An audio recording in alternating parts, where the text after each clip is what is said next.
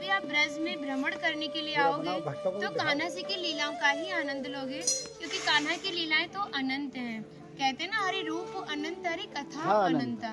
लेकिन जब भी आप भांडीर वन में प्रवेश करोगे, कभी शास्त्रों का अध्ययन करोगे या किसी के मुखार विंद से श्रवण करोगे तो ज्ञात होगा कि भांडीर वन में एकमात्र लीला नहीं है, यहाँ पे हमारी 14 लीलाओं का उल्लेख है। प्रथम लीला श्री जी के विवाह की मानी जाती है, लेकिन सबसे बड़ा ग्रंथ श्रीमद् भागवत जी को माना जाता है। आपने उसका अध्ययन श्रवण किया हो तो राधा रानी का नाम उसमें आता है, नहीं आता? श्रीमद् भागवत में नहीं आता। नहीं आता, बिल्कुल नहीं आता, क्योंकि सुखदेव जी राधा रानी को परम गुरु मानते थे।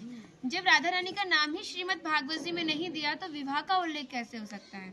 लेकिन श्रीमद् भागवत जी को छोड़ के 12 ग्रंथ ऐसे हैं जो हमारी लाडली जी के विवाह का उल्लेख करते हैं। लेकिन जिस भांडीर वट के नीचे आप खड़े हो, इसका श्रीमद् भागवत जी के 10वें स्कंद के 18वें अध्याय में 22वां श्लोक कि बृहंतो बाहि मानस्य 4 यंत्रस्य गोदनम भांडीरकम नाम बटम जम्बू कृष्णम प्रोग्राम, यानी वृक्ष द्वापर युग में बहुत विशाल था, 4 योजनों में फैला हुआ था। इसकी जो सीमा थी वो 15 किलोमीटर में थी, तो इसको पंचकोशीय वृक्ष के नाम से भी जानते थे। कान्हा जी इन्हीं की शाखाओं पर चढ़ के यमुना मैया को आर पार किया करते थे। मान्यता है कान्हा जी की जो 9 लाख गाय थी दोपहर के समय इसी वृक्ष के नीचे बैठ के विश्राम करती थी। तो माता जो भी माखन मिर्ची रोटी इत्यादि प्रसादम में रख देती थी, सभी ग्वाल वाल एकत्रित होकर दोपहर का भोजन करते थे। और भांडीर वन में सबसे बड़ा विशेष फल इसी प्रसादी का बताया गया है, क्योंकि आप कभी किसी विवाह में जाते हैं तो बिना अन्न प्रसादी के नहीं आते। आप तो लाडली जी के विवाह स्थल ही आए हो। यहाँ पर जो दुर्वासा मुनि थे, जो दूब घास होती है उसी का रसपान करते थे। ब्रज की गोपियों ने इसी वट वृक्ष के नीचे उनको 56 प्रकार के व्यंजन खिलाए थे। यहाँ पर राधा कृष्ण में मल्ल युद्ध हुआ था, उसमें ये तय था कि जो भी हारेगा उसको भंडारा करना होगा। तो जब हमारे कान्हा जी हार गए थे तो ग्वाल वालों के साथ मिलके यहाँ पे भंडारा किया, उसी के नाम पर इसका नाम भांडीर वन पड़ा। यहाँ पर ब्राह्मण पत्नियों ने भी कान्हा जी को भोजन प्रसादी खिलाई है, और ठाकुर जी ने ब्रजवासियों से ये टुकड़े मांग के पाए थे, तभी नाम दिया था इसका मधुकरी। मांग के पाना मतलब मधुकरी।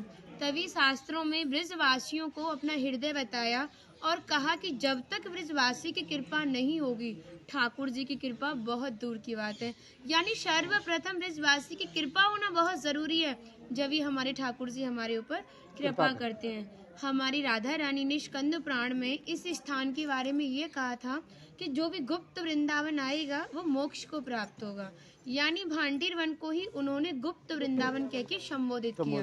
तो कान्हा बोले, तुम इतनी बड़ी बात को कह रही हो, लोग पाप करेंगे और सीधे दौड़े भांडीर वन चले जाएंगे, क्योंकि आपने तो मोक्ष धाम ही भांडीर वन को कह दिया। तब हमारी लाडली जी ने कहा, नहीं कान्हा, मैं जिस पर विशेष कृपा करूंगी, जिसके प्रति मेरी भक्ति भाव दोनों सच्चे हैं और भक्त मेरी शादी में उपस्थित है। यानी आज से 5,500 वर्ष पूर्व आप इस स्थान पर थे।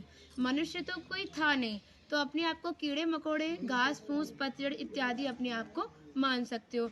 जो भक्त उनकी शादी में उपस्थित था वो भक्त कई बार वृंदावन आएगा, जब जाके गुप्त वृंदावन आएगा, और डायरेक्टली नहीं, किसी न किसी के माध्यम से।